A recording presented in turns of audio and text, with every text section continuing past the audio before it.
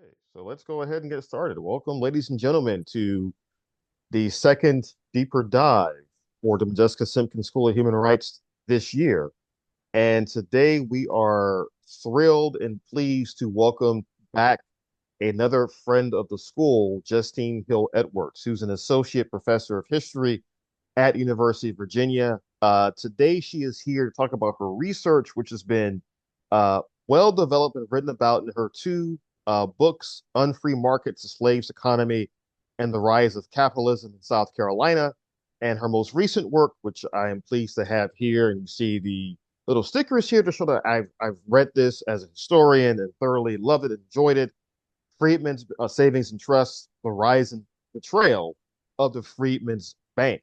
And I can tell you, being at a conference at Clemson University just yesterday, these ideas of slavery and capitalism are very important both to historians and the lay public. So, could everyone give Dr. Justine Hill Edwards a wonderful round of applause as Brett tells us a little bit about his first encounter with Dr. Hill Edwards?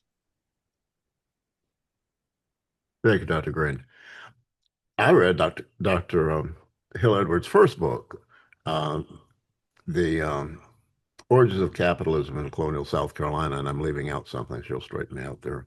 But finding old history about South Carolina is one of my fortes now.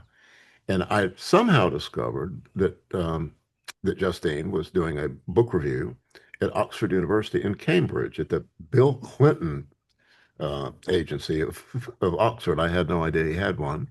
And it was on Zoom. And I've always wanted to go to Oxford, so I registered and they let me in. And I thought there'd be, the hall full of Oxfordians. And there were like four or five people there. And one of them was the central casting sent this guy that looks just like an Oxford dean. He had the bow tie and the tweed jacket and very vicious man. And along the way there, part of the thrust of the book and kind of the origins of capitalism is the enslaved people in the 1700s. Having so many of them in South Carolina, the slave masters were worried about them growing food and making money, making baskets and selling them. And they could get money, and then money, could lead to something like, I don't know, they get a bus ticket and leave town. And that the master of the plantation wrote a little pamphlet about becoming the merchant and buying stuff. And there was some conversation about the enslaved being very creative in ways to make money. And this guy from Oxford said, "Oh, I've never thought of the enslaved to be particularly creative." And I had the opportunity then to expostulate that, "Sir, have you ever been in prison? I found my time there to be really, really enlightening. They could make whiskey out of cornflakes." And he harumphed off. And anyway, that was my Oxford career. But I did enamor myself with Dr. Hill Edwards, and she's been coming ever since then. We're so grateful. So thank you, Dr. Hill Edwards. Why don't you regale us with your starting in Barbados to find out what happened, and then where you ended up with what happened? Sure, of course, I would love to start in Barbados, one of my favorite places. But first, I want to thank Dr. Green and Brett for having me back again this year. This has become kind of a standard part of my March, which is great. Always looking out for Brett's emails in the early part of the year, wishing me a happy new year and saying we're here again and we'd love to have you. So. I am excited to be here, excited to share a little bit about my research, and I'm excited about, again, connecting the work that I do as a historian to the history of South Carolina, a very special place for me in my heart and in my scholarship. So again, I'm really happy to be here this afternoon. So with that being said, let me make sure I can share my screen. Let's allow and let's do this. There we go. Okay, can we see the screen? Are we good? I do. Yes. Mhm. Okay, wonderful, perfect. As I see the numbers of attendees increasing, which is exciting. All right. So, as Professor Green and Brett mentioned, my first book really looked at the history of slavery in South Carolina. And in terms of historian and a scholar, I am trained in African American history, and I'm a historian of slavery, and I look at the intersection of slavery and capitalism in the US. My research has kind of taken a slightly new direction in terms of thinking about the intersection of slavery, capitalism, and banking and finance. But to begin, I think it's important to kind of to give us a sense of where we are talking about. So I'm talking about, of course, South Carolina first in the colonial period, in the colonial uh, era. And South Carolina is important and fascinating for a variety of reasons. First, because it was founded as the first slaveholding colony in the colonies, then states that would become the US. That is incredibly important. Secondly, because it was the first state to secede from the Union after the election of Abraham Lincoln in 1860. And so, if we look at the history of slavery in Carolina as a colony, it's clear why kind of understanding this early history is so important for helping us understand emerging forms of capitalism, especially as it related to slavery in South Carolina, and how these two ideas, slavery and capitalism, was really at the heart of South Carolina's history from the moment that it was founded and established. And so, to do that, as Brett mentioned, we do have to go back to Barbados. The early connections, really in the 17th century between Barbados and South Carolina, run deep. In some ways, they are inextricable. And so, it started as early as 1627 when a small group of white English colonists, with an even smaller group of enslaved Africans, colonized Barbados. And it took less than 20 years for Barbados to becoming England's one of its most populous colonies in the West Indies, with approximately 30,000 mostly white indentured servants laboring on that colony. By the 1640s, the planters, the enslavers in Barbados, began to experiment with sugarcane cultivation. And this product, sugar in particular, proved to be an incredible and in some ways unprecedented financial success. And it is with the rise of sugar came a need by wealthy enslavers and planters for a steadier source of labor. If you don't know, the cultivation of sugar was incredibly laborious. It required steady amounts of labor. It was incredibly dangerous. And so the kind of confusion of factors, we're talking about the rise of sugar, the labor needs of enslavers, and the fact that these colonists were tapped into this increasingly vibrant market of enslaved African labor from the Atlantic African coast meant that we see a kind of dramatic rise of African slavery in regions of the West Indies, Barbados in particular. And so by 1660, the demographics of Barbados shifted dramatically to include about 27,000 enslaved Africans and about 26,000 white colonists. And so on an island colony, you have primarily enslaved African labor kind of supporting the massive growth and expansion of sugar as an industry. And so we have this combination of the population increase. We have the kind of land constraints of Barbados being an island that kind of pushed white planters to think critically about kind of expanding this colonization enterprise, not to Barbados, but to mainland North America. And so we have eight Lord Proprietors, also known as the Goose Creek Men. This is a term Brett knows quite well. They acquired land rights from Charles II in 1663 to transplant the Barbadian model of an increasingly capitalist kind of development in land, in sugar, and in slaves, and using that model to kind of implant on Carolina. very early on in the colonial period. And so enslavers created a colony and then soon to be a state that fully supported and embraced slavery. And all of that is to say is that white colonists in Carolina would come to fully embrace slavery, and slavery affected and influenced every part of life in the colony for white colonists and for the enslaved in particular. And this institution of slavery lasted almost 2 centuries. And in many ways, South Carolina was at the center of pro-slavery arguments, pro-slavery debates, especially in the 18th century, but increasingly, as we'll talk about, in the 19th as well.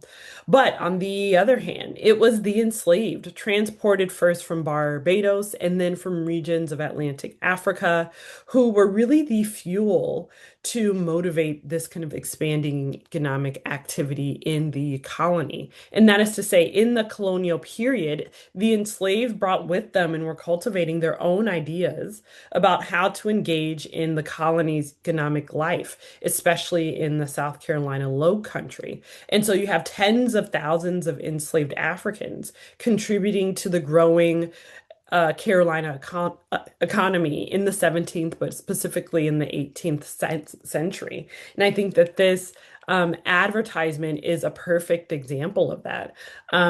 We have an advertisement coming from the slave trading firm of it looks like Austin Lawrence and Appleby. It says to be sold on board a ship on Tuesday, the 6th of May, a choice cargo of about 250 fine, healthy Negroes. And there's some really interesting information here. They were just arriving from the Windward and the Rice Coast. The Windward Coast is modern day Ghana, and the Rice Coast is modern day Senegal and Gambia. And so this is just emblematic of many of the advertisements that were being circulated about the increasing populations made available by the transatlantic slave trade of enslaved Africans for purchase from white colonists, especially colonists who were investing heavily in the kind of global marketplace for low country rice. Rice was South Carolina's equivalent of sugar in Barbados. Rice was often called Carolina gold because of its very distinct texture, and it became increasingly important as a commodity in the Atlantic world. And so we have thousands of enslaved Africans who were kidnapped, sold, and brought from the Rice Coast, from the Windward Coast, carried across the Atlantic to South Carolina, to the Low Country in particular. And they brought with them specific ideas about economic life, in particular, specific ideas about rice cultivation and about their own ideas about how they would fit into the economic life of the regions in which they were enslaved. And this is where I introduced an idea that has really motivated my research for almost about 20 years now. And that is this idea of the slaves economy. And this is the focus of my first book. And so in the Low Country, from the first moments that the enslaved were brought and purchased by Carolina enslavers, the enslaved were finding ways, finding methods to trade on their own, to purchase goods that they wanted or needed. And in general, they tried to make money for themselves. This is what historians like myself called the slaves economy or the economy of the enslaved. And so it was not uncommon, especially in South Carolina, for the enslaved to achieve a certain degree of economic autonomy. I don't call it independence or freedom because I think within the conversation about slavery, that's a bit fraught. But it was not uncommon for the enslaved to produce food for themselves. They would tend their own cash crops. They would raise livestock. They would make baked goods, make furnished goods. They would market on their own. They would fish and sell any fish that they didn't want themselves to any consumer. And so, in many ways, the enslaved were very visible in the economic life of slavery in South Carolina, beginning in the colonial period, really beginning in the first moments of South Carolina's history. And it was interestingly enslaved women, Black women, who were the kind of visible faces of this economic life. And so, as South Carolina is going through the American Revolution, as South Carolina becomes a state, as delegates from South Carolina to the Constitutional Convention in 1787 debate slavery's future and try to preserve their own political and economic privileges as in enslavers.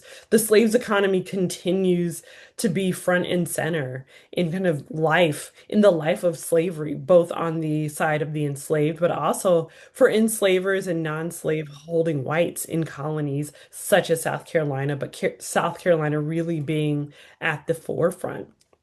And so, um, as we get into the 19th century, as we begin to talk not just about rice, but really talk about the expansion and development of America's cotton economy, the enslaved again were front and center, and the enslaved economy continued to motivate the goals and the aspirations of the enslaved.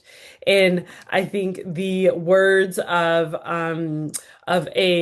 an enslaved fugitive from slavery, Charles Ball. He publishes his own narrative in 1837, and he tells us quite a bit about his life, his experience in slavery.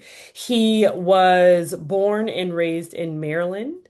And in 1805, he suffered what was a great fear of perhaps all of the enslaved being forcefully sold away from their families and their communities. And this is what happened to Ball in 1805.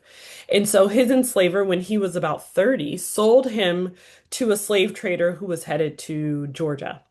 He subsequently is first sold in South Carolina, and he is talking about the differences between what he experienced in terms of slavery in Maryland and this very new form of slavery that he is experiencing for the first time in South Carolina.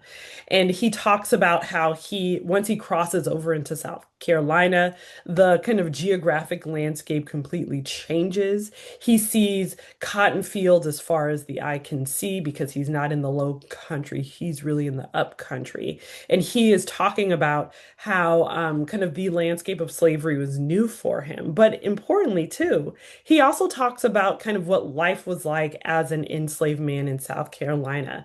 And this is where I think the quote that you see here is so interesting. He says, when the slaves go out to work for wages on Sundays, their employers never flog them. The practice of working on Sunday is so universal amongst the slaves on the cotton plantations, the immorality is never spoken of. And so when I think about this quote and I think about Ball's experience, what it tells me is that Ball is kind of impressed and shocked by the fact that he can see the enslaved kind of going out and working for themselves to make money for themselves. And it was really part and parcel of the culture of slavery in South Carolina. And it was a surprise to him. It was a kind of a difference than what he expected. And so even he is kind of surprised by the presence of the slaves economy. But in many ways, the slaves economy was kind of part and parcel of the culture of slavery that he experienced in South Carolina. And so, just as Ball is reacting to this, we also get a perspective from enslavers, from slaveholders who are trying to understand and trying to kind of talk through amongst themselves how the slaves economy fit into their ideas about mastery. And so, on first glance, it might seem as though slaveholders would be opposed to any activity that would have taken their enslaved property's attention away from the labor, the energy required to kind of work on cotton and rice plantations. But in many ways, that was not true. And this is why South Carolina was so fascinating, because the slaves economy was kind of bound up again in the economy of the laws of the culture of slavery in South Carolina from 1670, from the moment that that Carolina was established, it meant that enslavers were kind of raised with this kind of acknowledgement of, for them, kind of an acceptance of the slaves economy being, again, part and parcel of the culture of slavery. And so what you see here is from a magazine called the Southern Agriculturist, and it is called On the Management of Slaves. And this is an overseer, interestingly enough, um, who is kind of talking about the enslaved men and women that he oversees. And he writes this: I never allow my Negroes to sell anything without my express permission.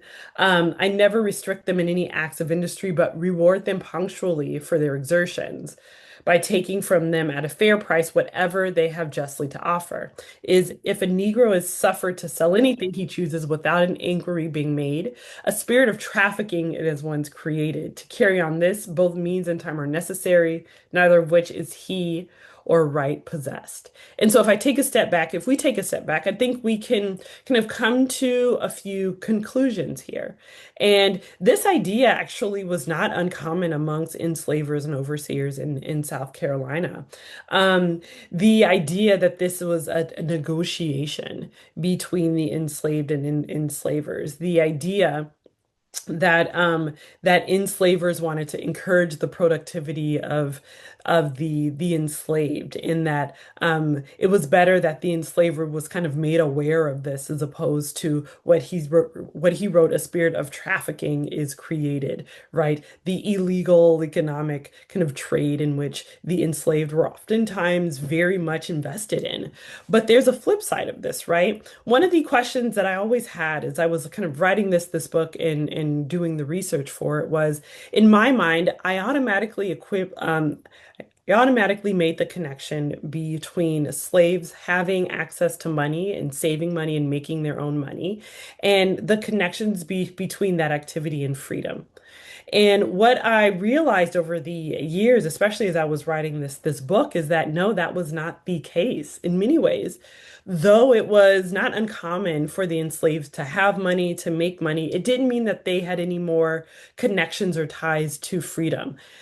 All of that being said, it didn't mean that they could make enough money to buy themselves and buy their families out of slavery. And so that was really important to me. The idea that for the enslaved, for African Americans, especially during the period of freedom, perhaps I needed to untether this idea of money and freedom, perhaps within an institution of slavery, perhaps within a society so structured by race that money and freedom didn't necessarily go hand in hand.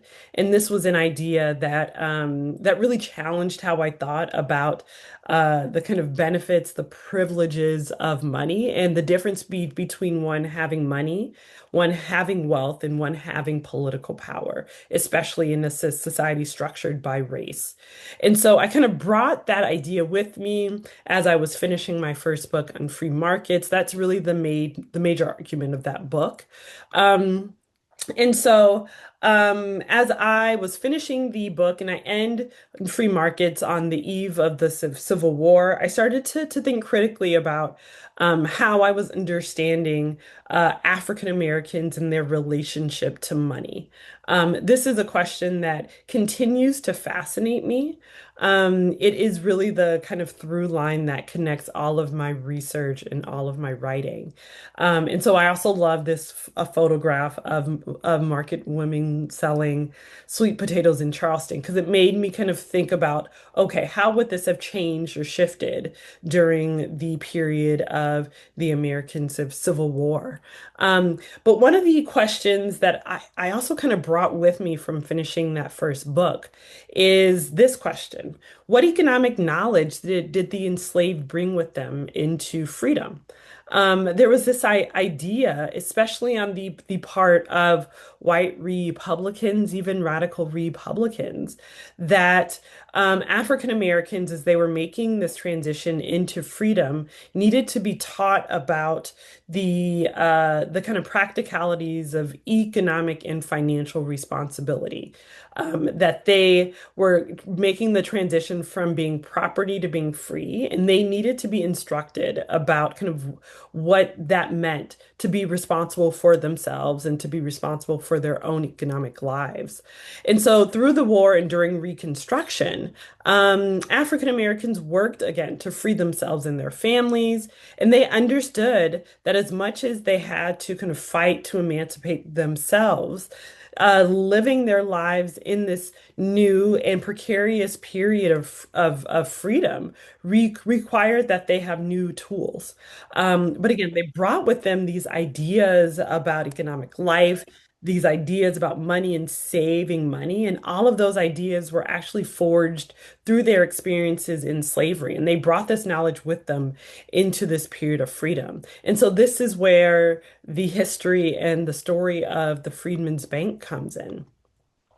And so the bank was the brainchild of a white New Jersey abolitionist and minister named John Alvord. And during the war, Alvord took the opportunity to serve as an attaché with the Union military. Specifically, he was following Union General William T. Sherman on his famed march to the sea, from Atlanta to Savannah in the fall of 1864. And so John Alvord, he took the opportunity to speak with as many Black men, Black women, Black families as possible. And he wanted to know about their experiences in slavery, but importantly, what they were looking forward to in this new, but again, precarious period of freedom. And he noticed that they wanted two things above all else. One, they wanted to be reunited with their families. And two, they wanted land and access to land. And so, in private letters between Alvord and his wife, he talked about the extent to which he wanted to be kind of dedicated to this cause of helping the free population of the former Confederate South make this transition from slavery to freedom and help them to acquire and buy land. And he talks about this one instance where he's talking to a white officer in Hilton Head, South Carolina. And this white officer in late 1864 shows him a trunk filled with about $75,000 in Black soldiers' pay. Um, and the reality was that Black soldiers did not have a stable and safe place to keep their money. They wanted to be able to save money to send money back to their wives and their children to help support their families. But again, they had kind of no safe way to keep, to save, to store money. And so Alvord kind of comes into 1865 with this new idea to create a savings bank for the nation's recently emancipated Americans. And he writes this: I came north full of the idea and called together gentlemen in New York who agreed to take hold of the enterprise. And so this is what happens on January 27th, 1865. He gathers a group with him in New York City in the Exchange Bank in Lower Manhattan. And he gathers a group of prominent white abolitionists, politicians, bankers, and philanthropists to create a bank for the nation's freed African Americans. And it took less than 2 months, actually, from that first meeting for his idea to move from just an idea to congressional and then to presidential approval. And that was fairly quick. And I talk about this in Savings and Trust, that it was expedited a bit too quickly, that some of the checks and balances that should have been imposed on the bank were not put there because the bank was seen as being a philanthropic institution, perhaps not big, not it would never grow to be a behemoth that required full oversight. And so the confirmation, the ratification of this bank happened fairly quickly. And what you see here is when the Freedmen's Bank Act was signed. It was signed by Lincoln on March 3rd, 1865. Interestingly enough, he signed the Freedmen's Bank Act and the act to create the Freedmen's Bureau on the same day. And so these acts were signed on Lincoln's last day as president. The last day of Lincoln's first term as president, his second inauguration would happen on the following day. And so, this idea of creating a bank for African Americans, for the recently emancipated, had benevolent foundations. Lincoln and members of his administration did hope that the formerly enslaved would assimilate more fully into a body politic by embracing the benefits of banking and really the benefits of American style capitalism. And it is worth saying that the Freedmen's Bank was established as a simple savings bank where depositors could open accounts, deposit money, and earn a small amount of interest on their deposits. It was supposed to be, again, a benevolent institution. We would consider it a nonprofit institution, but it was supposed to operate with the least amount of risk possible. The bank's deposits were supposed to be, a third of which were supposed to be invested in very low risk securities like government bonds. But it was supposed to operate with the least amount of risk, meaning that no money was supposed to be lent out. It was supposed to be just a simple savings bank. Um, but what the bank's founders did not fully appreciate was that African Americans had, as I mentioned, been cultivating ideas of how to think about money and how to think about saving for generations, especially in places like South Carolina. And so for Black soldiers in particular, they had the opportunity in 1864 to make, for many of them, their first foray into the world of banking by opening accounts at one of three military savings banks that were all established in 1864 to serve the economic and financial needs of Black Union soldiers. And so we have the establishment of three military savings banks, again established in 1864, in New Orleans, in Norfolk, and in Beaufort, South Carolina. And so these, again, were meant to fulfill the economic needs of Black soldiers. And interestingly enough, too, white soldiers were also patrons of this bank.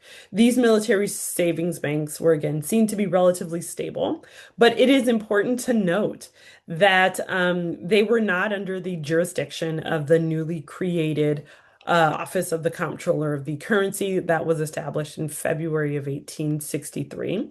Instead, these military savings banks were under the jurisdiction of the Department of War. And so this kind of tells us a little bit more about how lawmakers are understanding the role of these financial institutions, that perhaps they were not worthy enough of the official financial regulator, but instead were being regulated by those who really had no history or interest in prudential regulation, and especially in protecting the deposits of African Americans. But with that being said, African Americans, especially those in South Carolina, were increasingly an untapped market for the American banking industry. And so, for example, the Beaufort Military Savings Bank, as of April of 1865, held approximately held approximately $200,000 in deposits. Conservatively, that would be over $4.1 million today.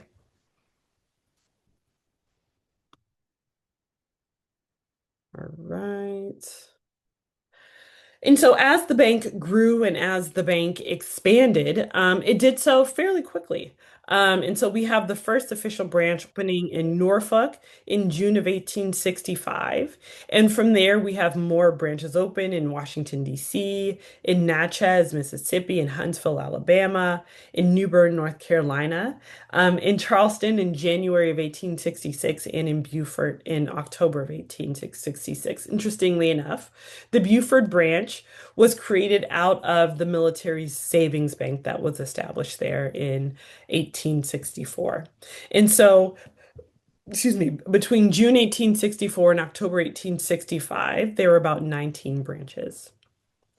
And so all of this is to say that the Freedmen's Bank was incredibly popular, and increasingly the bank's white administrators worked to kind of tap into African American communities, opening bank branches in cities with sizable Black populations and finding ways to encourage them to deposit their money in the bank. And so this is some of the language that the Freedmen's Bank officials were using.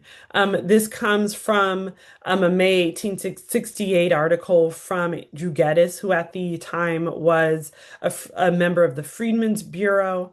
And he was kind of talking about the benefits of African Americans opening banking accounts. He wrote every deposit earns something, and by the system of compounding interest, the original amount doubles itself every few years. So here he's talking about, again, the benefits of compounding interest payments, encouraging African Americans to continue to deposit their money and keep their money in the bank. He also wrote this, a penny saved is a penny earned, right? This old maxim about saving slowly and steadily for the future. And connecting the bank's kind of promise of prosperity and political inclusion. He wrote this, one great and important lesson for you to learn is the value and power of money. But what Geddes and what the bank's white administrators didn't fully understand or respect was that, again, African Americans were bringing with them clear ideas about how they thought about banking, how they thought about finance. I'll talk about one particular historical figure here in a minute who knew this very well. But we kind of had a misalignment here, or the bank's black depositors' ideas about the benefits and privileges of saving were misaligned with the goals and aspirations of the bank's white administrators. African Americans wanted a safe place to keep their money. They wanted to make money, save their wages, open bank accounts and save money, save enough money to then withdraw to buy what they really wanted, which was land, which was livestock, which was the ability to move closer to family and community. What the bank's white administrators wanted African Americans to do was keep their money in the bank long enough for the for the bank's investments to pay dividends, right? And so then we start to see early on in the bank's tenure that this misalignment starts to become an important gulf, a difference between African Americans' economic goals and aspirations and those of the bank's white administrators. And this misalignment plays out in a variety of ways. And so, interestingly enough, the bank's main office between 1865 and 1867 was located in New York City, in Lower Manhattan, in what we might call now the financial district. And so, for these first 2 years, the bank's main board of trustees drew from, again, a who's who of bankers and philanthropists and politicians in New York. At this period of time, John Alvord was working as a secretary and then vice president of the bank. And John Alvord starts to lobby members of the bank's board to move the main office from New York to Washington, D.C. He argued that by moving to Washington, D.C., the bank's board could tap into a bigger and more politically active Black community that was in DC at this time. And so this happens in 1867. They begin to buy and then build and renovate a brand new building, a building that you see here, that is actually adjacent to both the White House and the Department of Treasury. I didn't put it here, but if you go to 16th Street and Pennsylvania Avenue today, there's a building called the Treasury Annex. And there are two plaques recognizing the history of the Freedmen's Bank. And so, interestingly enough, this building was close to the seats of economic and political power during the period of Reconstruction for this reason, because the bank's white administrators wanted to put African Americans' kind of economic and financial prosperity on public display. Whether the depositors wanted that or not is up for debate. The quick answer is no.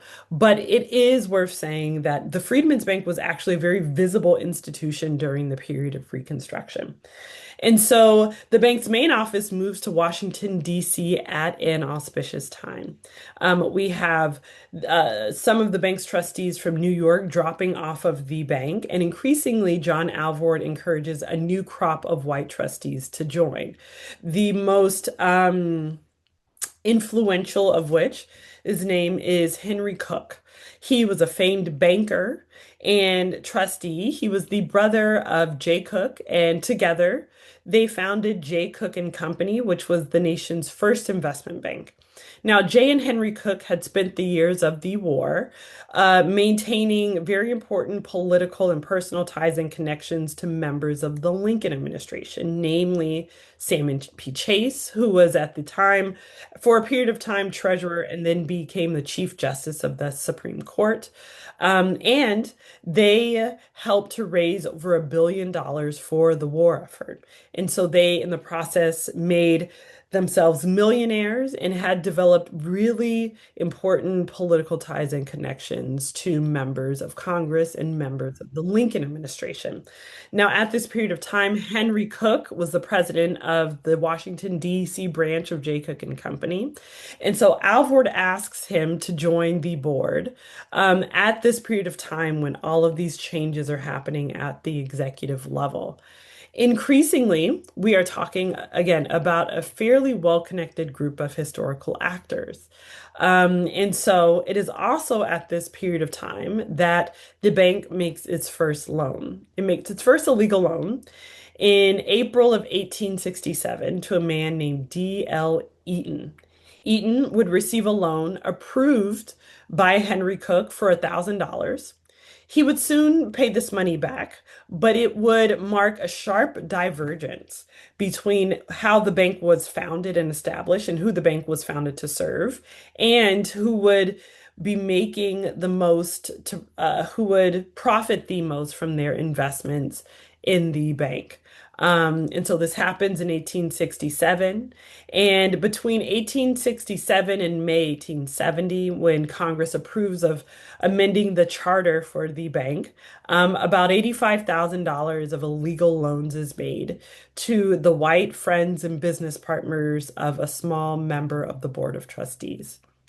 And so once this charter amendment goes through, we have the Freedmen's Bank making this transition. So for the first 5 years, it was operating as a savings bank.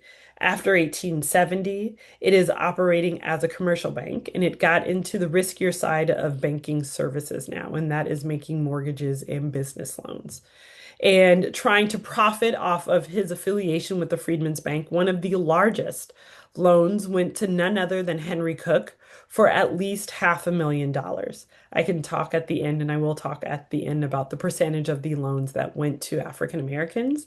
And I can just give you a heads up that number is low.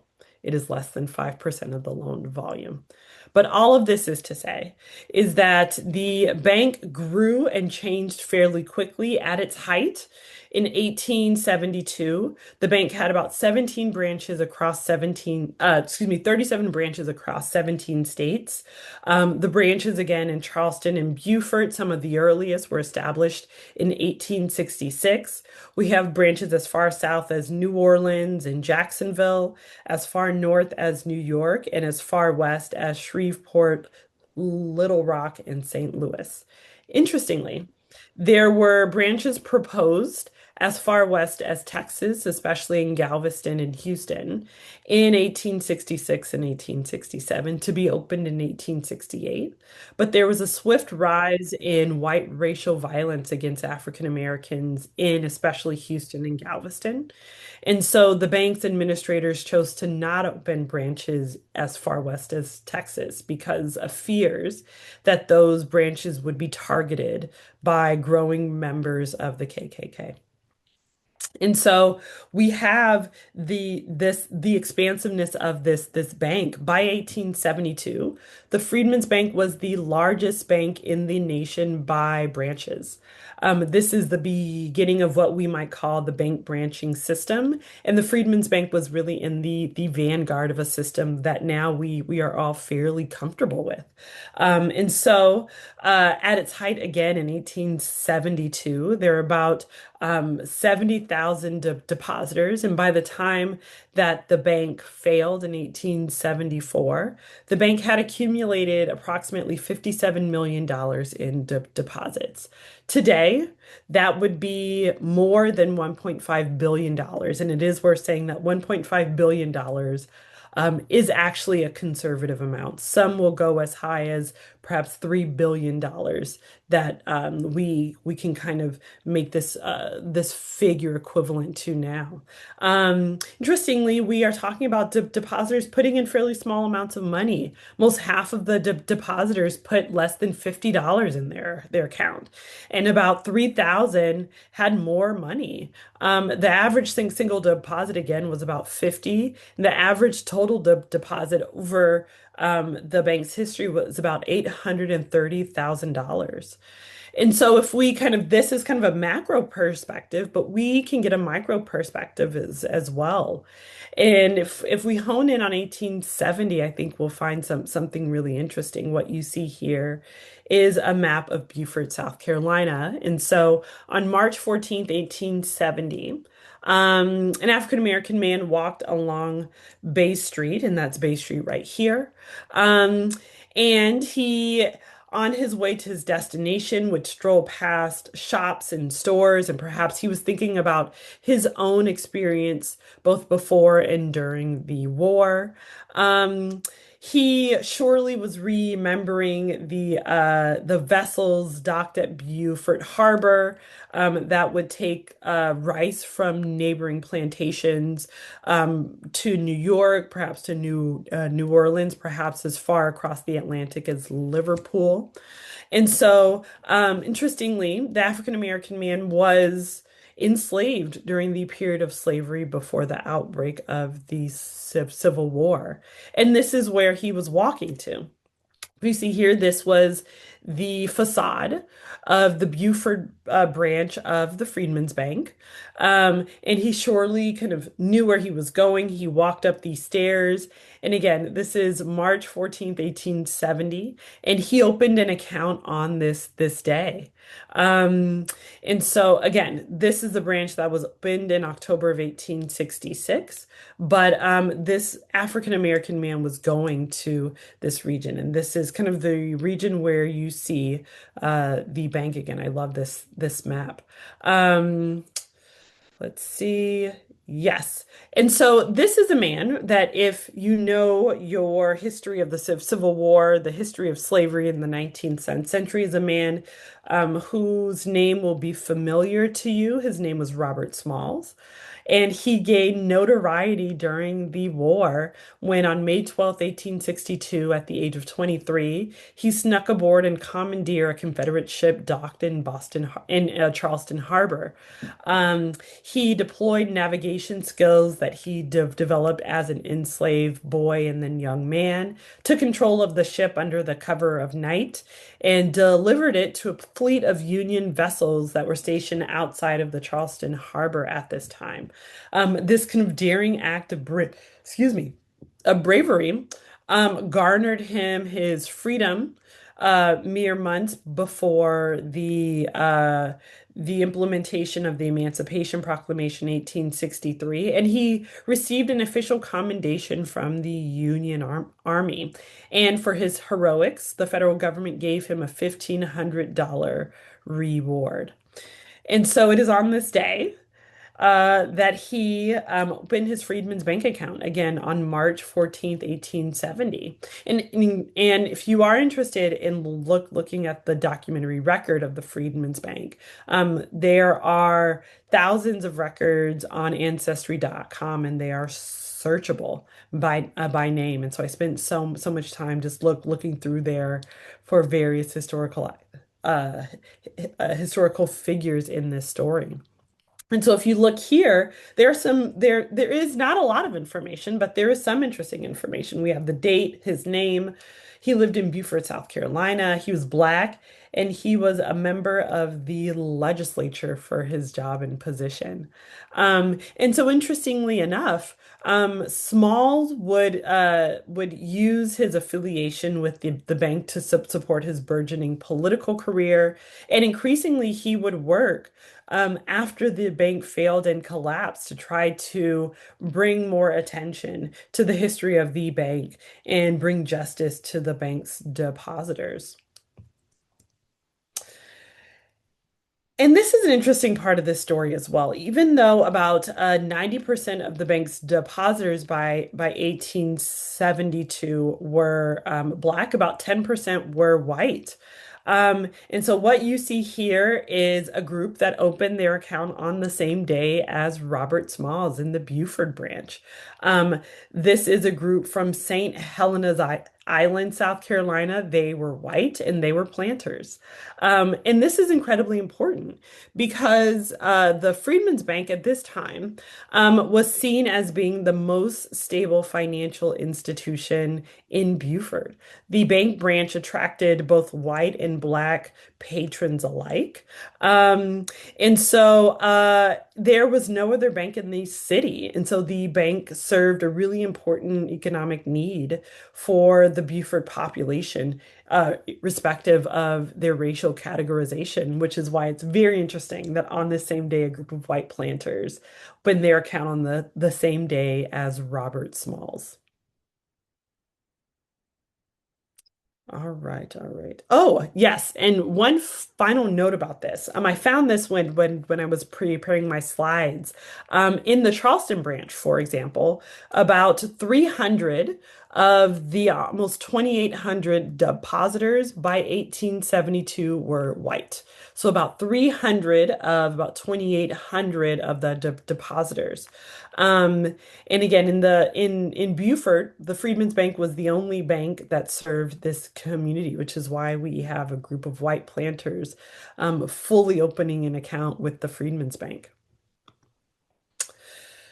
And so the bank's, though, tenure becomes tenuous at this time. Um, we are talking about a period of dramatic economic expansion, the federal government attempting to pay back its war debt. This is also a risky time for banks. Even though we only have the comptroller regulating currency and loosely regulating banks, this is kind of the wild, wild west of finance and banking. And so we have a financial depression make ripples throughout the kind of transatlantic economy. It starts in Eastern Europe. It gets to the US in the summer of 1873. And by this period of time, Jay Cook and Company, the massive investment bank that received at least a $500,000 in loans from the Freedmen's Bank, prepares to file bankruptcy. And that is exactly what happens on September 10th of 1873. When Jay Cook and Company declares bankruptcy, it starts the Panic of 1873. And again, that sent ripples throughout the American economy. And African Americans are watching this, they're experiencing this. And what do? They go to their bank branches and try to withdraw money. They make runs on bank branches. This is a period of time when a bank run can completely upend a financial institution, and this is what this does. African Americans are paying attention to what's happening in the American economy. At this period of time, the bank's president is John Alvord. He becomes president in 1868. And it is worth saying that Alvord was an abolitionist. He may have had benevolent reasons for wanting to establish a bank for African Americans, but he's no banker. In fact, he was even struggling to help maintain the lifestyle of his family. And so he becomes the president in 1868. It is in the end of 1873, the beginning of 1874, that the bank's board look at him and say that they no longer have confidence in his ability to properly shepherd the bank through this tumultuous time, both runs on bank branches and a financial crisis.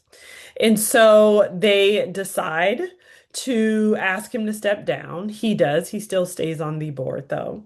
And they turn and try to figure out who they would ask to be the bank's next president. And so they turn to the most photographed American of the 19th century. If any of you know who this is, then you will know that the next and ultimately the last president of the Freedmen's Bank was Frederick Douglass. Douglas was persuaded by members of the bank's board of trustees to take on this really important position. At this point, the bank is near insolvency. I'm happy to talk in the Q&A about two of the last examinations that the comptroller compels, and what that reveals about the bank. In kind of a few words, the last examination happens in February of 1874. Half of the branches are examined, and it comes to light that the bank's branches are underwater. They're lending money out without collateral. That depositors are forced to wait 30 or 60 days to withdraw their money, and the bank is essentially insolvent. And so when Douglas joins the bank, he does so for a few reasons. One, to help support his burgeoning political career. There are calls for him to run for a congressional seat in a place in the South, like Mississippi. He chooses not to. And so, in one way, he says yes to being the president of the Freedmen's Bank to fulfill this goal. He thinks it's a step in the right direction. But Douglas had been an early supporter of the bank. He and his sons had bank accounts at the DC branch. When he was running the New National Era, a black newspaper that was run out of DC. Each issue would feature a story about the Freedmen's Bank, and so he was an open advocate of the bank. But that quickly shifts. And this is what he writes in his 1881 autobiography. He writes, "Someone has said that the experience is the best teacher. Unfortunately, the wisdom acquired in one experience seems not to serve for another new one. It is not altogether without a feeling of humiliation that I must narrate my connection with the Freedmen's Savings and Trust Company." And so this is a big deal coming from a man who, again, was the most photographed American, not just black man, American of the 19th century. He freed himself from slavery. He travels on a transatlantic abolitionist speaking network. He is kind of an incredible abolitionist at this period of time. And he writes this in 1881. He talks about his sheer humiliation.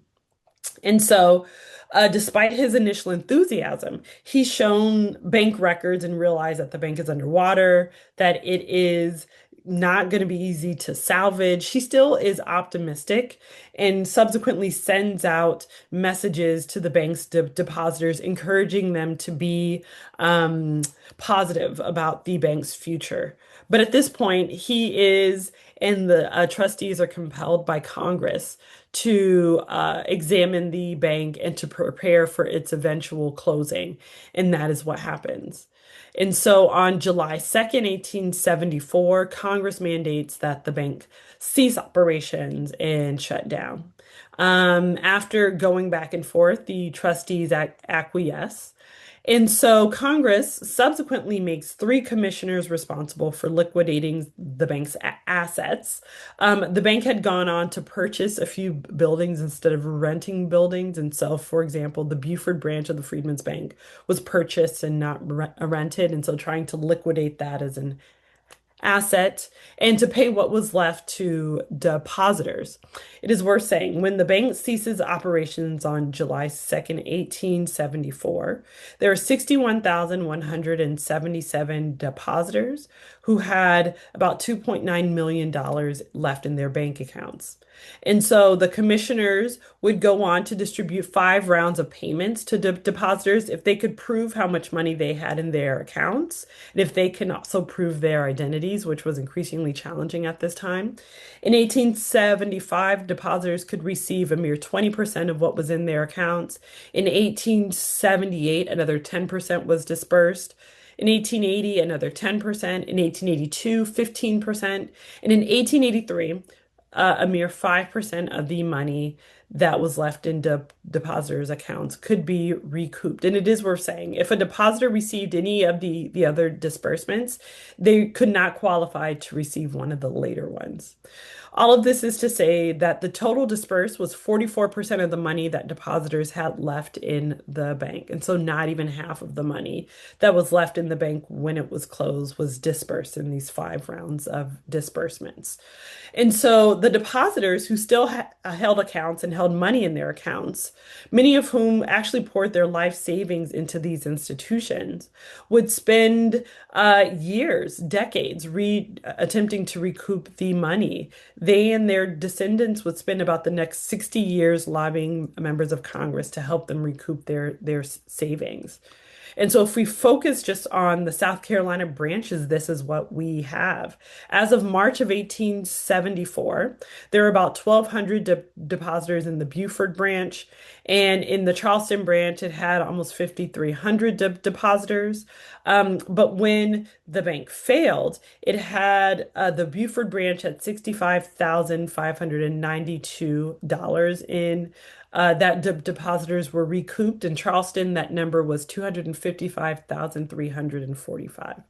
Um, and so, interestingly, there are some ways in which we can see this as being kind of corruption writ large, right? And corruption that affected mostly African Americans, but there were small amounts of white Americans too that were affected by this. But this was a bank failure that had devastating consequences for African Americans. And again, we're talking about the kind of generational debts that African Americans held against the bank administrators for the failure of this institution.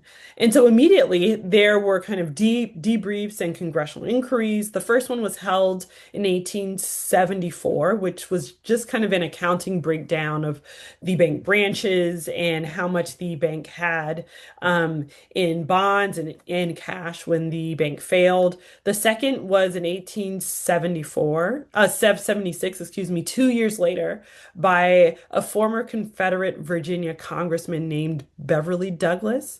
And he actually takes the bank's white administrators to task for their mismanagement. Of course, this was a political ploy, but he was attempting to use the bank's failure to bolster his own political career.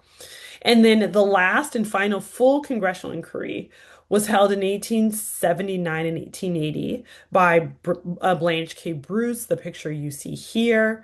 And he realized that he would not be reelected from Mississippi as senator. And so he uses this to put on trial, essentially, the remaining administrators that he could call to testify before Congress. He examines Frederick Douglass, he examines Cook, he examines John Alvord. But at the end, no one is held to account, no one is charged for the failure, for the collapse, for the corruption inherent in the Freedmen's Bank. And so, just a gesture to some of the facts and figures that I gave a few minutes ago. 90% of the depositors were Black, with 10% being white, but 95% of the loan volume went to white borrowers who had personal ties and connections to the bank's white board of trustees. About 5% went to Black borrowers, and those specifically were Black churches in and around DC. And so this is just kind of putting on public display the disparities inherent in the bank's lending. And there's kind of more information. If you recall, the bank had due to depositors almost $3 million, but the bank actually had less than $50,000 in cash and less than $400 in bonds when the bank failed. If we add the fact that the bank had approximately $3.5 million of outstanding loans, and about 95% of the loan amounts remain unpaid, and 83% were by default, were in default. It kind of gives us a sense of the fact that the bank, that those who received loans from the bank were disproportionately choosing not to repay back their debt obligations to the bank's Black depositors. And that was a strategic choice.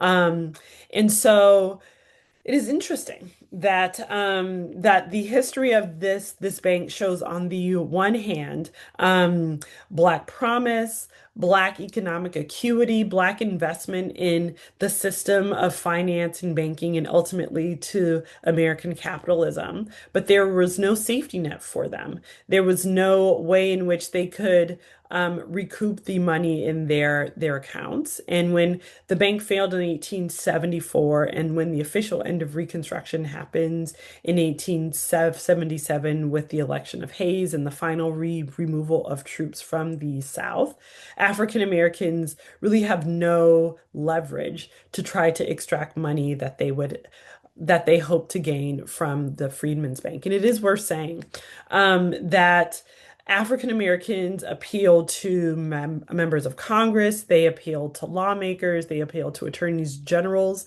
they even appeal as late as the 1930s to presidents. I found letters between African Americans and FDR.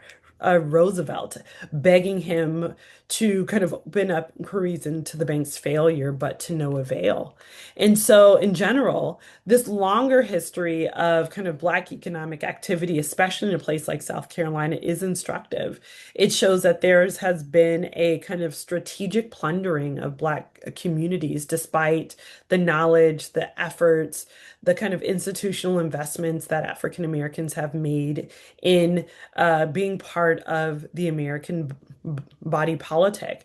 Subsequently, they turned to creating their own banks, their own informal financial and mutual aid institutions to service their own communities. And this is an important part of this longer conversation about wealth inequality, and in particular, the racial wealth gap in the US. And so I will stop there. I look forward to any questions that you have.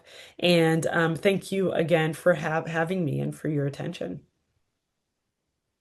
Thank you so much for that great presentation. Let's give her a round of applause. Again, if you do have any questions for Dr. Hill Edwards, either put your question in the chat or raise your hand virtually on Zoom. By the way, I meant to mention this earlier, but her latest book, Savings and Trust, did win, ironically enough, based on the information she gave us this afternoon, the Frederick Douglass Book Prize, which is one of the most prestigious book prizes in American history. So let's give her a round of applause for that as well. Are there any questions for Dr. Hill Edwards? Any questions at all? You either put your question in the chat or raise your hand virtually. Robert, Carolyn Mason's raising her hand. So Hi. Yeah, Go ahead. hi. Actually, my question, I just wanted to know from her, is there a bank today owned and run by African Americans? Sure Yes, is. and I see that Professor Green did put it in the chat. And this is one that I have seen too Oh, as okay. of 2024. So yeah, I mean there are a handful that are Black owned and run. It says here about 200. So Really? yeah, Okay. which is quite a number. Mm. Yes. So it Um, would just be something that you would Google and Hmm. find, okay, all I Hmm. right. need I need to point out, Justine, that the I opened a bank account in 1974 at Victory Savings Bank that was started by Modjeska Simkins family in 1921, and I imagine they probably had some money in some one of the Freedmen's Bank, her relatives did maybe, but Mm. that bank is we're still banking there. The Modjeska School account, if you give us money, goes to the Black Bank in Columbia, and it was one of the few Black banks that made it through the Depression. It has Mm. since I've been banking there, it's been bankrupt 3 times, and it's a labor of love on our part. Mhm. There is a question in the chat from Loretta. This is a great question, I think. Was this failure about the Freedmen's Bank a consideration in the establishment of the FDIC? I'm assuming Mm. that's more so because of the Great Depression, but I am kind of curious if this played a role in that too. Yeah. Well, the FDIC was established in 1933, and so not really. But this type of bank failure was not wholly uncommon, especially in the midst of financial panics. And so the Freedmen's Bank was kind of perhaps one of many hundreds of bank failures that I'm sure helped spur the creation of the FDIC in 1933.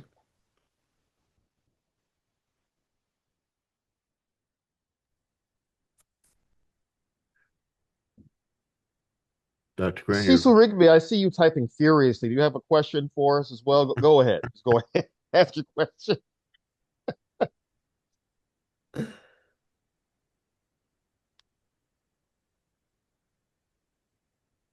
Actually, Cecil, we can't hear you. Uh, yeah, okay. you Okay, we'll wait for Cecil. Any other questions for I Dr. have Hill my Edwards? hand up. Brett, go ahead, please. The bank that Robert Smalls walked by, I'm guessing it's in the same location on Bay Street. It and it has a plaque on it that says Freedman's Bank. And Yes, same location. I spent my teenage years in Beaufort walking up and down that street and never knew that. And I would hope that people in Beaufort County go look and check that out because it's Mhm. such an integral part of the story that South Carolina plays such An important a role key in. role. It's a very painful role, but it's a very also inspiring role in terms of Hmm. resistance and Penn Center being set up during the war before the bank. And it was all part of the Port Royal experiment, which we will get to as we move through the eras in the Modjeska School. Mm. All right, so let's go first to Greg's question, and then Cecil has his question in the chat. Greg, go ahead, please. Yes, again, fascinating book, and actually, I bought a copy and I have it on Kindle. I hope that helps you somewhat. I'm happy that it's in your Royalties. hands. And I saw your lecture with at Yale with Dr. David Blythe, and that was a great honor and a great lecture you gave. Thank you. So my people were from Orangeburg, and during that time, so which is in the middle of the state. I saw that there were no Freedmen branches in the middle, the central areas of South Carolina. So what Yeah. would those people have done? Would they have banked at a white bank, or would they have just not banked?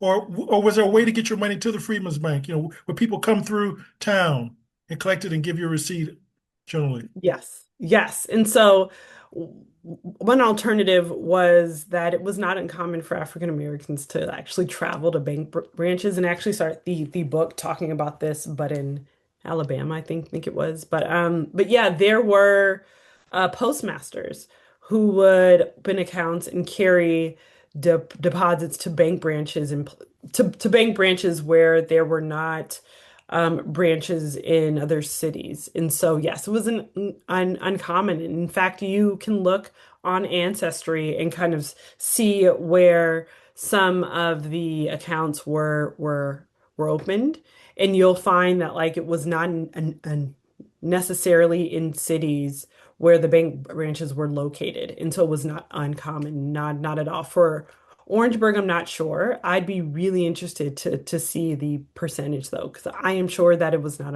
uncommon. I'm sure you'll find some depositors there. That's fascinating. Let Mhm. me go to Cecil Rigby's question in the chat. I think this is a rather fascinating one. In a review of your book, the Wall Street Journal said, quote, the trustees were shameless in doling out illicit loans, but the average value of unpaid loans, the author says, was only $2,000. Was this enough to break the bank? Callous neglect of the welfare of the black depositors obviously played a role, but Miss Edwards takes an unfortunate rhetorical turn, framing the failure as an example of, quote, economic violence and terrorism, end quote. At least 100 Mhm. other banks with mostly white depositors failed in the 1873 Depression. It would have been useful to compare their experience with that of the Freedmen's Bank. And you can imagine my voice being that of a typical monopoly capitalist dude. But anyway, I digress. How do you reply to their phrase economic violence and terrorism when they call Mhm. it an unfortunate rhetorical term? Well, it is really funny. I think if this were my first book, I would have been it would have been a gut punch, but this was actually the first like big a review I read, and I was like, huh, interesting. Well, at least it got re-reviewed in the Wall Street Journal. So yeah, the person who wrote that review wrote a book about kind of banking and finance during the war, and so I really wasn't surprised by his take on it. However, we come to a disagreement about the importance of the Freedmen's Bank and for African Americans. And first, yes, there were about 100 other banks that failed, but the Freedmen's Bank was the largest by depositors and by bank branches, and so in many ways it was one of the largest banks to fail. And the fact that over 90% of the depositors were Black meant that the bank's failure had a disproportionate effect on Black communities. And that's something that the reviewer didn't address or talk about, which I think is really important. And secondly, I do call the bank's failure and importantly, the bank's plunder by white administrators economic violence. I mean, we talk about the violence of Reconstruction for African Americans. We talk about white racial terrorism, but this is a type of violence that I think has gone kind of under-examined.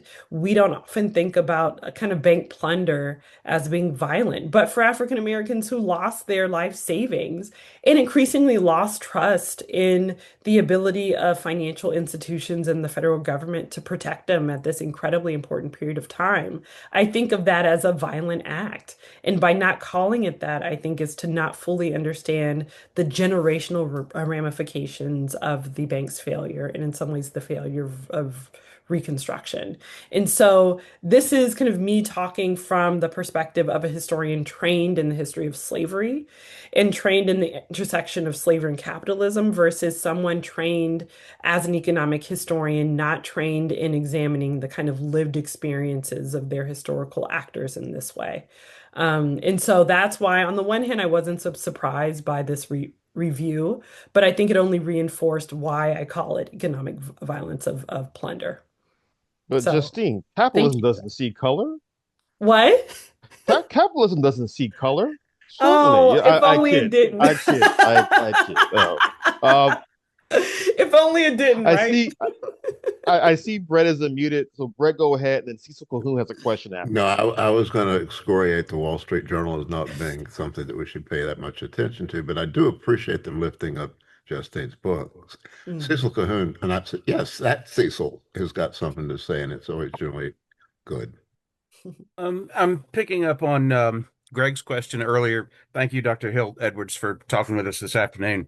Um, I grew up in and around New Bern, North Carolina, and Yeah. was extremely surprised to see New Bern in your list of Freedmen's Bank locations.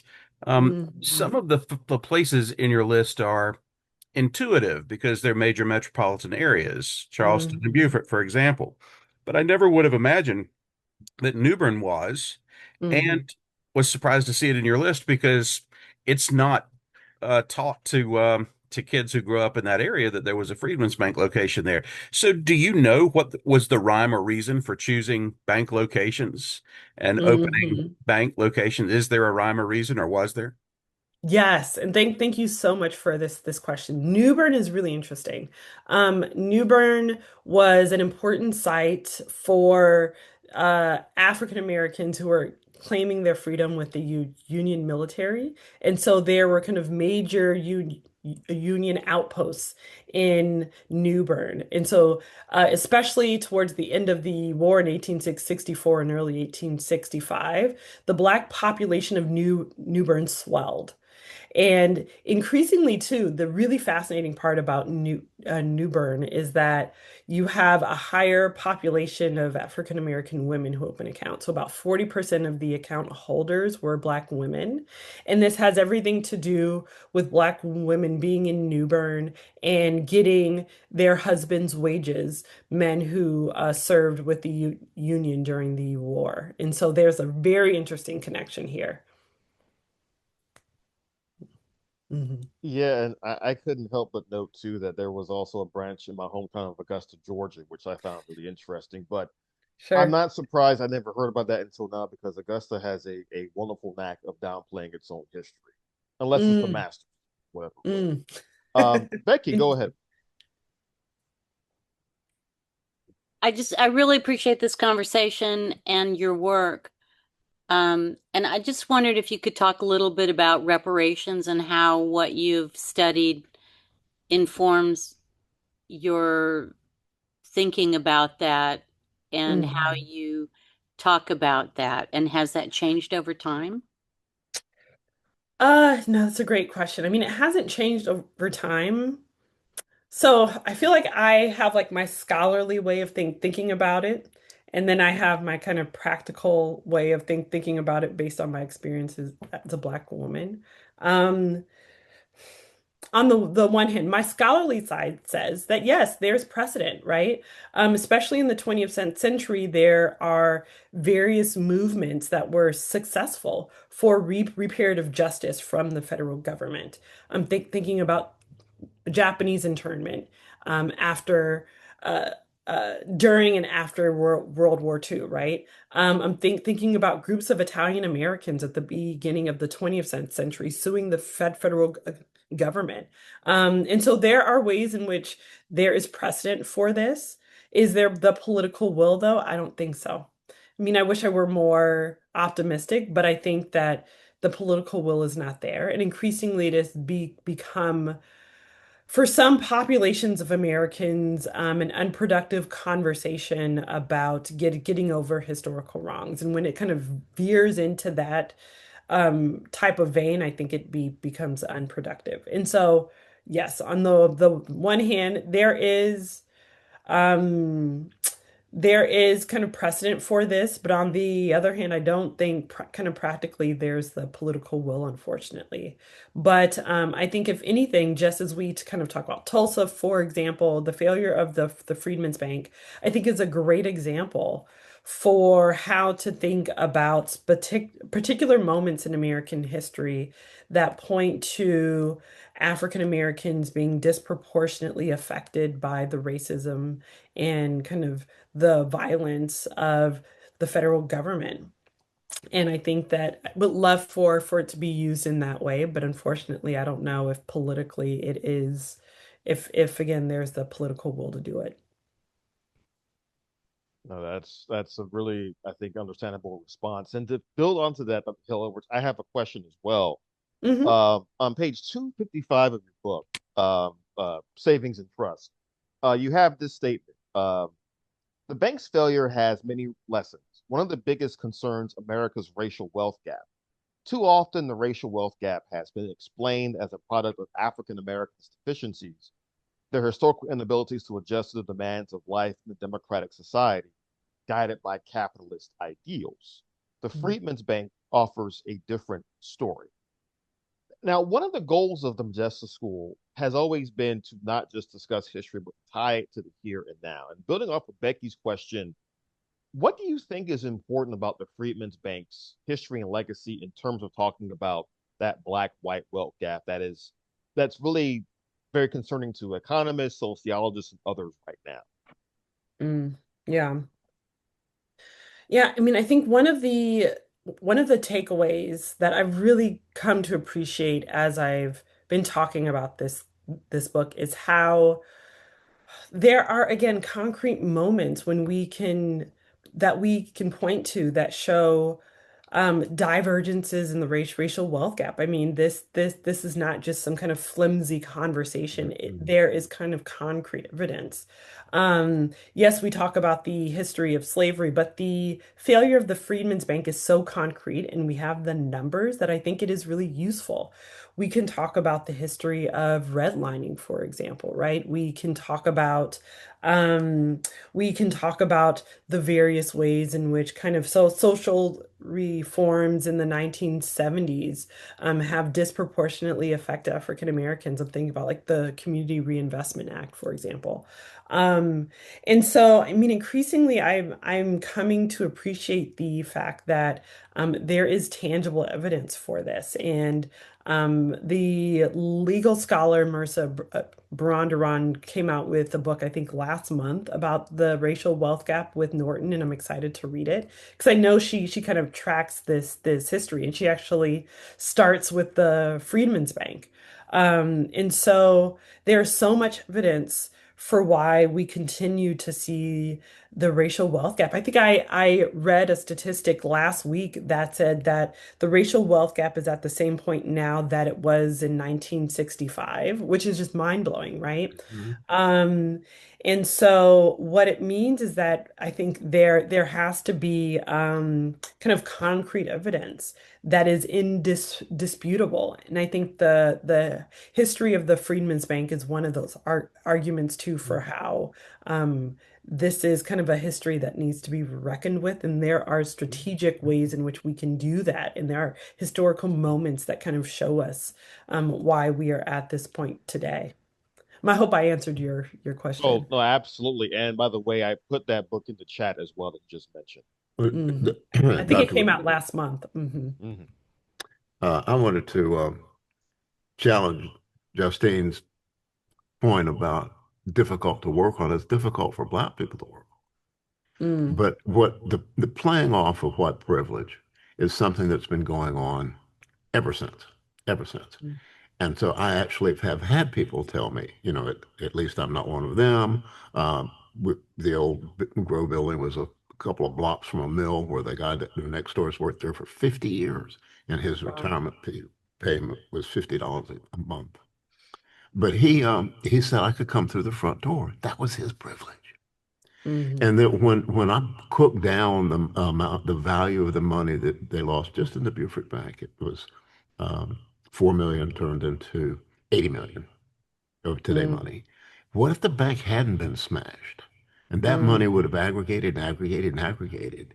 And I mean, I saw my white privilege being my parents being wealthy enough to buy me a piece of property for $20,000 in mm, 1983 that's mm, worth 100 times that much now. That little bit of money would have made a big difference in that wealth gap that is now that which it is that's causing all this moaning and groaning about these poor people taking our money.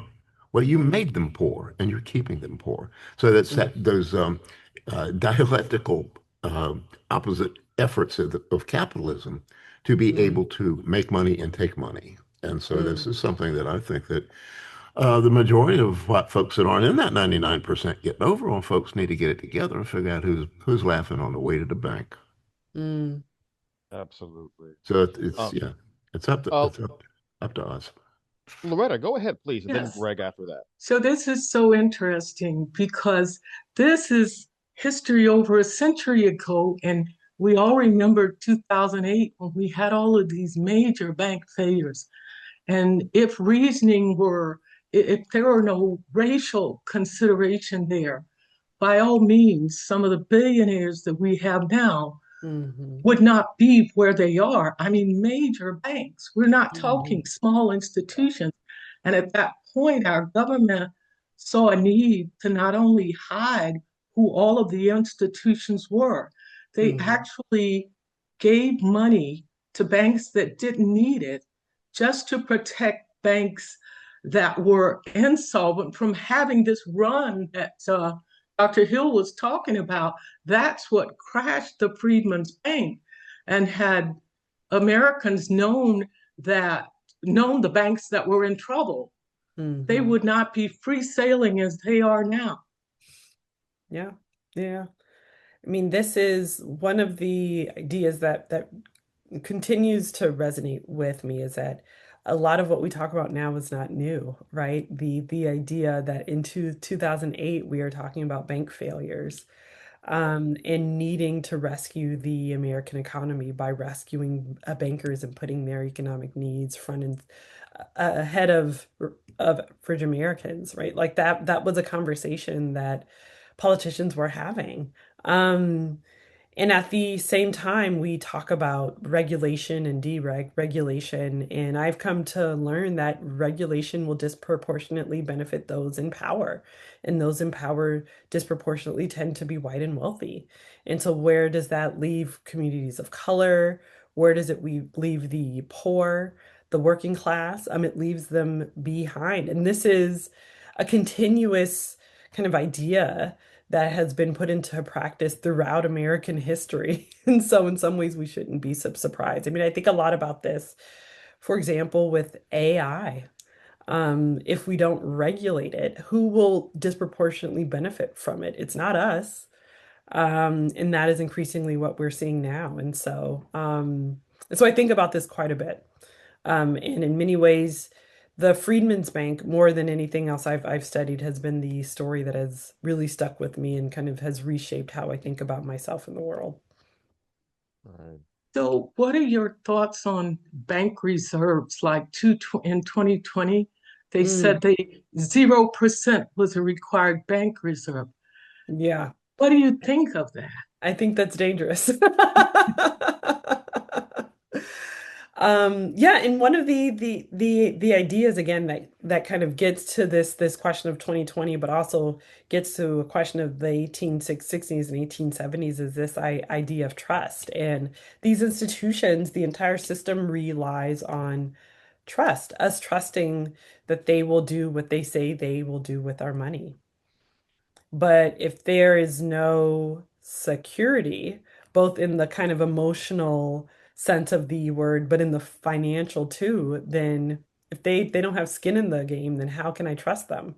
Um, and this is again, we see this being a recurrent theme throughout American financial history is and I am concerned that we're kind of at this point again for different reasons, but yeah. Absolutely. All right, Greg, go ahead, and then after that, we have a question to chat from my room. Yes, thank you again. Regarding black banks, I think I mentioned it to Brett and Dr. Green that the Federal Reserve of St. Louis authored a book on black banks that survived the Depression, and Hmm. and they'll give it out for free if you contact them. And regarding reparations, what's interesting is that, and I think uh, Dr. Edwards knows this, but there's a study out that Dr. William Darity quotes that says in the year 2000, only 4% of whites supported reparations, but Mm, in 2020, that number was at, with George Floyd going on, and mm, that number has risen up to 30%. So maybe there's hmm. hope. We don't know if it's falling or going back, but that's definitely some great progress. And Hmm. finally, I wanted to ask about, and maybe you talked about it in your book. If you have, you don't have to mention it. I'll just read it. But was there like a typical depositor? Could you describe that type of either black person or Hmm. white person, the typical depositor? Yeah, well, the typical black depositor was formerly enslaved. Both men and women too. I see this next question. Yes, black women did have accounts in by the thousands, and they were typically depositing no more than a few dollars, and so the average amount across accounts was about $50, and so we're not talking about hundreds of thousands of dollars. We're talking about thousands of small deposits made by thousands of kind of black depositors, most of whom were formerly enslaved. Oh, that's Yeah. incredibly fascinating. And like you just said, Irene's question was, were women allowed to have accounts at the bank? And I think you even mentioned earlier during your chat that there were black women who were depositing their money and so on and so forth as well. Yeah, New Bern, North Carolina, in response to Cecil's question, about 40% of the depositors were Black women. I start chapter 3 talking about a woman in New Orleans who opens an account, and she's married, but her husband's account is not on her husband's name is not on her account. I think it's what chapter is it? Chapter 6 or 7, where I start talking about a Black family in Richmond and a young girl. She's about 10. Her name is Mary Sue Susan Harris. Her parents opened an account for her. And so, yeah, the bank administrators were actually encouraging Black women to open accounts, and they did by the thousands. Hmm. Which I love, Oh, which I think is fascinating. I think that that's really important because I think one of the things about 19th century history in particular is we kind of downplay the experiences of women during this time period, doubly so of black women. We kind of assume certain things, but your Hmm. book, and again, I'm urging folks to get a copy of Savings and Trust. Your book really emphasizes a lot of things that we otherwise wouldn't know about this time period. Um, Thank you. Yeah. Yeah. any additional questions for Dr. Hill Edwards? Uh, Carolyn Mason, go ahead, please. Dr. Hill, first I want to say thank you so much. I'm learning so much from you, and I really appreciate it so much. But I'm baffled only because, and I don't know if you can answer this question, but I'm hoping I can get some feedback from you. And this is regarding my grandmother who was born in the late 1800s or early 1900s. I don't really recall, but she moved from Hilton Head or migrated from Hilton Head to Savannah to New York. In New York, she was able, as a divorced woman with two children, she was able to purchase four homes. One we still have today, plus have the house built on Hilton Head. As a Black single woman, she never talked about it. The only thing she ever gave us as an clue as to how much she appreciated it. We had these booklets we would put dimes or quarters in, and that's how she would have us save. And that was like, I was in elementary school then. And I don't know what happened to that method, but I do know she used to have brown paper bags filled with money. And when she died, we found several. But how it can you Yeah. give me some kind of clue as to how she might have been able to do that? She worked in a factory. It wasn't like we had a silver spoon or gold, nothing like that. And then she bought a house on Atlantic Avenue in Brooklyn. It was a 3-story house. She moved her family, her siblings, her mother, all the way to New York. She moved them one by one into this house until they were able to get on their feet and move out. But this was never talked about. Never explained. She never said how she did it, what she was doing. All I know is that she worked. And it's like, and I knew she had an account, which I knew later that it was a Black bank, but I can't remember the name of it, but it was in New York. And I cannot, for the life of me, I can't remember the name of it. But that's it. And I made all this money, and I can't even do anything like what she did. And I'm just like, how? What is it?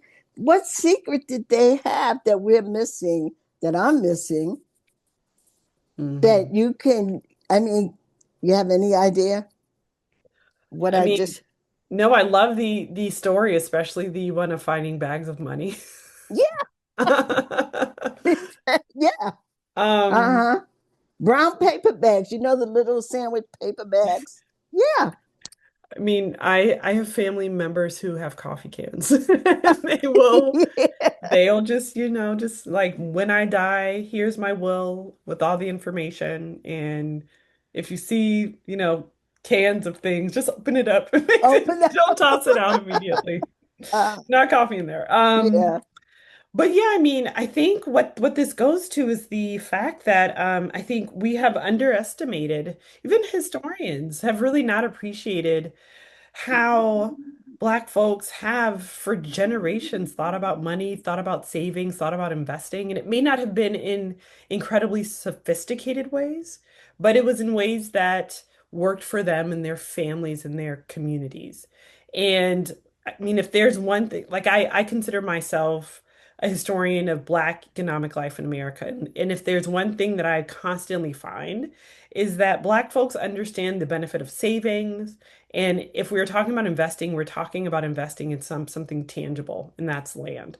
Uh, Land and property was and has always been seen as being a vehicle for building wealth across generations. And so this isn't something that we had to learn. It was something that was kind of built and baked into the Black experience. And so I think just appreciating that and appreciating that your ancestor may have been thinking about this strategically, like saving a little bit every time she mhm. got paid, saving enough money, whether it was in a bank or not in a bank, to then buy property and using that property to protect herself and her family.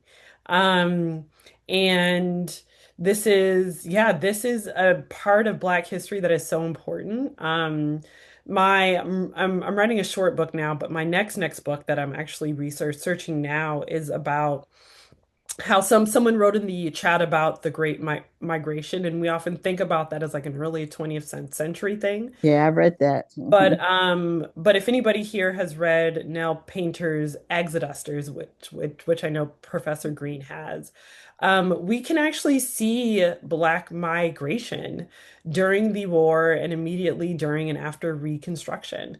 And we're talking about places like Kansas, the Great Plains, Oklahoma, most certainly. But I've even found, and this is going to be a part of my story. I found a town, Allensworth, California, was established by a Black member of the Union Army in like 1905.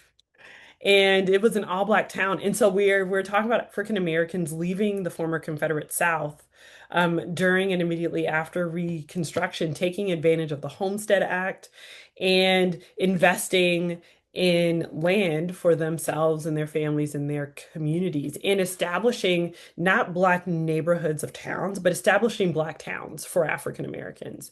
And so this is also a part of our story that I'm really excited about kind of talking about and kind of delving into the archival record. But again, I mean, this is an important part of Black history, is talking about Black economic life and how African Americans have developed really sophisticated, in some ways, ideas about how to build wealth. And sometimes it meant that they had to operate outside of the traditional system. Many times they had to do that.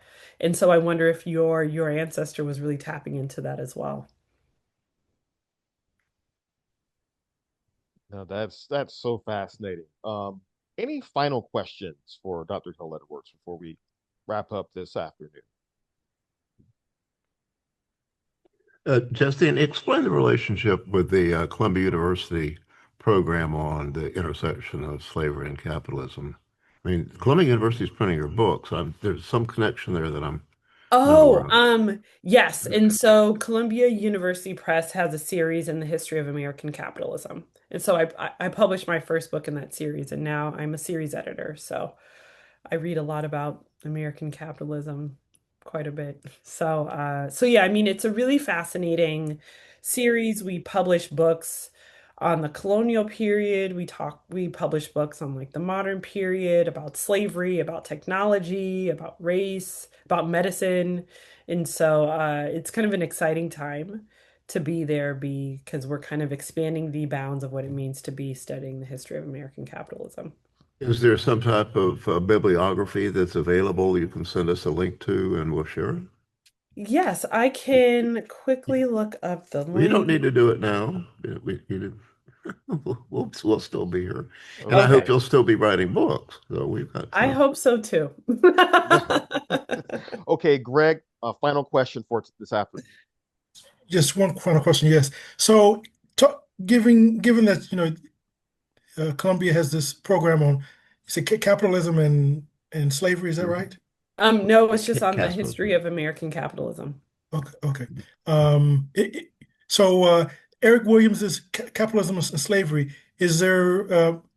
Um, I guess I would say, how has that affected any of your thinking or your research? Yeah, I mean, he is really the father of studying this intersection. We would not, it's been almost, yeah, it's been since the 40s when he was really publishing this. That's when he published Capitalism and Slavery in 1944. And so, I mean, his kind of connections to thinking about the ways that slavery in the British Caribbean fueled the growth of industrial capitalism in England was transformational, and was even part and parcel of kind of British abolitionism, was so important. And so he was really the first scholar to push us to think about this intersection. And since then, I think so many of us have really, again, pushed the boundaries of that intersection in interesting ways. All right. Well, on that note, that is actually the perfect place for us to stop because I think so much of us owe a lot to Eric Williams. Uh, let's go ahead and give Dr. Justine Hill Edwards a round of applause. Again, Associate Professor of History at the University of Virginia and the winner of the Frederick Douglass Book Prize for Savings and Trust, The Rise and Betrayal of the Freedmen's Bank, a book that Mr. Douglass himself would probably say, you don't have to read to learn more about me, but we I get all him off the digress. hook. Yeah, that is true. That is true.